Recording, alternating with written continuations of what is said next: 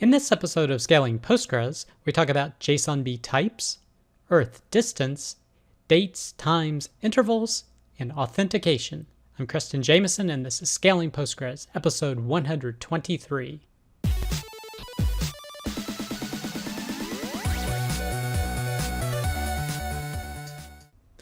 All right, I hope you, your family, and coworkers continue to do well. Our first piece of content is JSONB, a container of types. This is from momjian.us, and it's talking about using a JSONB columns. Now, I found this interesting because he's talking about how types are used relative to Postgres types and JSON types. And in this example here, he just puts straight values into a JSONB column. So he puts text string, an integer, a boolean, and there's actually a function called JSONB typeOf that returns what the type is of that JSON string. Now I should mention there is a thunderstorm going on in case you hear any thunder. So you can use this function to determine what the actual type is that is stored within that JSONB field. Now, of course, the actual type according to Postgres is still JSONB for all of these different pieces of information that are being stored. Now you can convert each of these values to text using this operator here, or you could also cast it. And what's interesting is that even though you can cast it, also when you're storing data, you need to define it appropriately. So for example, when you're inserting values, when you try to insert a text in a numeric combination, it actually gives you an error. You actually need to store it as text because that's not a numeric, for example, that's actually a series of text string, whereas this can be interpreted as a numeric type. So he corrected by changing it to actually an exponential, but you could, if you want to actually store this value, convert it to text by using double quotes. And then below here, you can see how he's casting it to a numeric using the double colon. Now he's just been using values, but he says you can also apply the same concept to documents as well. So full documents, you can do the same thing and get the type JSONB typeOf to tell you whether it's a string or a number. So I found this pretty interesting because there's times I've had to store an unknown set of data, and typically I've just used text strings to do it and had to do the type conversion at the application layer. But having this ability using the JSONB typeOf function, I might explore different alternatives when I need to implement a new solution to this. So if you're interested in this content, definitely check out this blog post. The next piece of content is recreating YikYak with Postgres. This is from adamfallon.com. Basically, he's talking about calculating distances using Postgres. And YikYak was a social network that would show people posting information within a certain distance around you. So he wanted to implement this using Postgres. So he set up Postgres, set up a database table for posts, and in it he used floats to store a latitude and a longitude. Now he does say you can do it as a point, so that's another data type he could have used, but he did it using two floats. He inserted two posts into the table, storing different latitudes and longitudes. And then from a third location, he posted another one. Now to do this, he installed two extensions. So basically, here's post 1, here's post 2, and he's saying, let's imagine that we are at this location here. Now to calculate this, he installed a cube extension and an earth distance extension. So this is separate from PostGIS. You can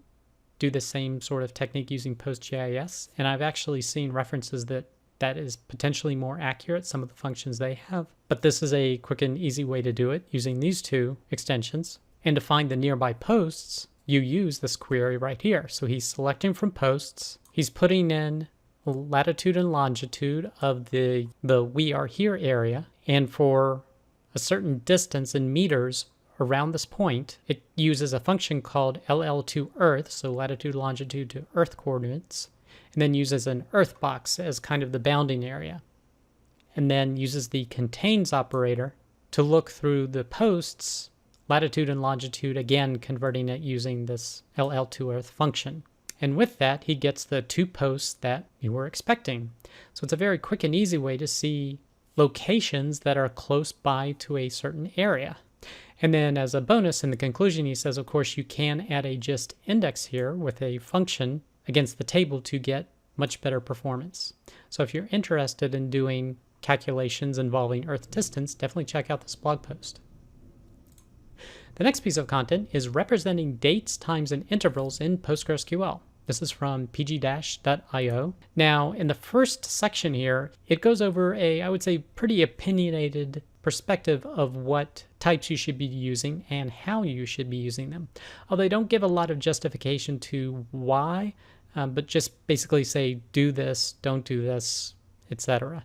Now, the main types they advocate you using are dates, so dates not containing a time, timestamp Z, so the timestamp that includes a time zone, so that's pretty much going to be most of your time tracking data type, and then an interval, so a duration, for example. And they give an example here, 1 month, 3 days, for example. So these are generally the data types that you're going to want to use working with dates and times. Now, actually, depending upon your application framework, I've also seen the case of using the timestamp without the time zone. Although a lot of Postgres users advocate not using that, some application frameworks have time zone capabilities built in, and therefore the database just stores everything in UTC time and the conversion happens in the application. But of course, it's up to you to determine how best you would like to do that implementation. And then it goes through and shows you different ways you can use these different data types. So for example, you can convert what is now to a date and add a certain number of days, or determine how many days from now a certain day is, how many days till Christmas, the 10 longest courses in a table. And then they talk about the timestamp type and how that can be used, and also specifically talking about the differences between a transaction timestamp, statement timestamp, and the clock timestamp. So the transaction one indicates the timestamp at the start of the transaction, statement timestamp is the timestamp at the start of the statement that you're in, and then clock timestamp gives you the actual system clock. And lastly, it covers interval types and how you can work with those. Then they follow up looking on how you can extract different date time components from timestamps, as well as doing time zone conversions for working with dates and times.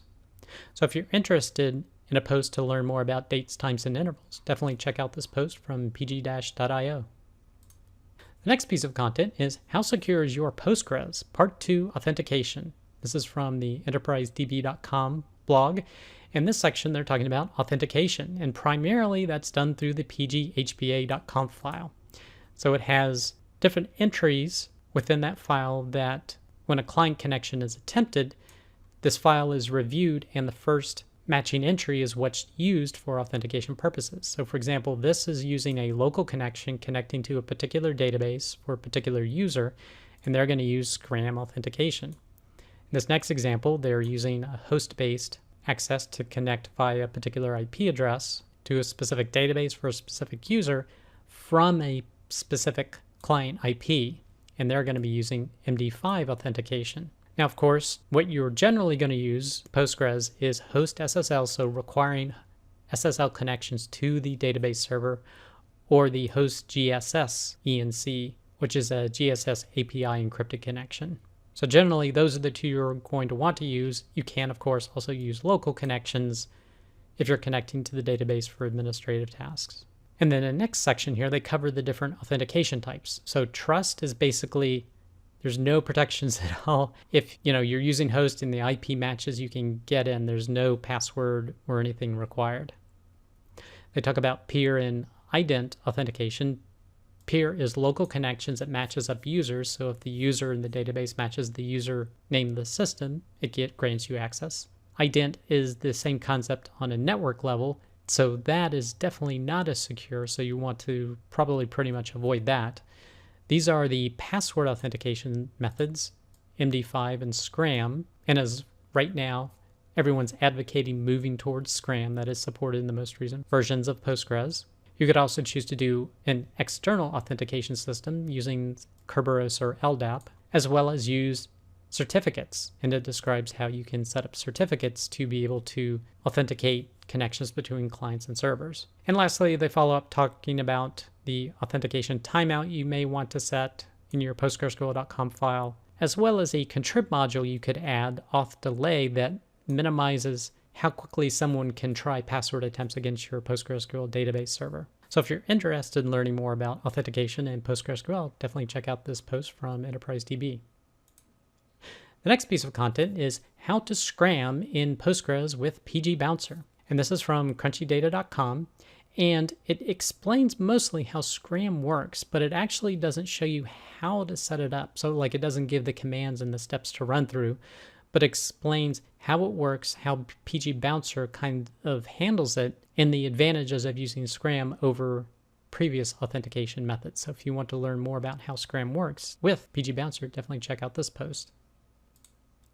The next piece of content are what are PostgreSQL templates? And this is from supabase.io, and they're talking about Postgres database templates. Now, by default, when you create a cluster, you're going to see a template 0 database and a template 1 database. So whenever you create a new database, it uses the contents of template 1 to make a copy of that to create your new database. So you can make changes to template 1, and then every database you create from that point forward will have any changes you've made to, say, objects you've added to that database. Now, template 0 is basically a backup in case some big problem happens to template 1. So basically, never make changes to this, but you can use it to create a new template 1 if you need to.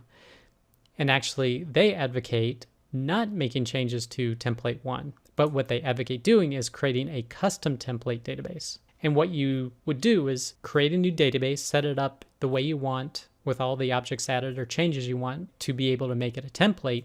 And then you execute this command, alter database with the new template name with is template true. Then at that point, when you create a new database, to choose your new template, you say create database with the new name, template, and then your template name, and it will create that new database using your custom template. So if you want to learn more about templates in PostgreSQL, definitely check out this blog post.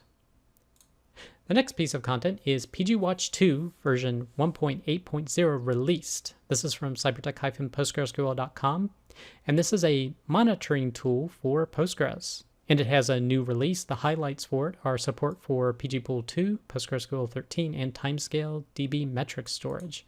So if you're interested in pgWatch 2 or looking for a monitoring solution, definitely check out this post from cybertech-postgresql.com. The next piece of content is Barman Cloud, Part 2, Cloud Backup. Now, we covered the first part of this post in the previous episode of Scaling Postgres, talking about the Barman Wall Archive. And it was basically a way to send the Wall Archive to a cloud destination provider, such as Amazon's S3. Well, this shows you how to actually do the cloud backup part. So if you're interested in that and use Barman, check out this post from secondquadrant.com. And the last piece of content is the PostgreSQL Person of the Week is Stacey Haysler. So if you're interested in learning more about Stacey and her contributions to PostgreSQL, definitely check out this blog post. That does it for this episode of Scaling Postgres.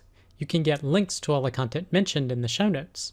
Be sure to head over to scalingpostgres.com where you can sign up to receive weekly notifications of each episode, or you can subscribe via YouTube or iTunes. Thanks.